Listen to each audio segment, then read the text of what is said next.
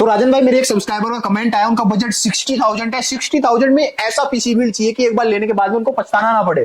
दीपक भाई 60,000 में ऐसा पीसी दूंगा कि कस्टमर को पछताना नहीं पड़ेगा। इस पीसी का स्पेक्स है i5 12400F है, गीगाबाइट का मदरबोर्ड है, B760 मदरबोर्ड है, 512 जीबी का SSD XPG का विथ हीटसिंक वाला, और 16 जीबी रैम है। जो इसमें कूलर यूज किया गया है, एंटेक का कूलर यूज किया गया है, और इसमें 4060 ग्राफिक कार्ड, इनो 3D का power supply 80+ bronze power supply है, 4 फैन कैबिनेट है। किसी का बजट अगर 60,000 है तो 2,000 रुपए ऊपर डाल के 62,000 में पीसी बिल्ड करवा सकता, बहुत अच्छा है। अगर आपको भी लेना है तो इन्फिनिटी गैजेट विजिट कर सकते हो। लेमिंगटन और मुंबई पुलिस स्टेशन के सामने हमारा ऑफिस है।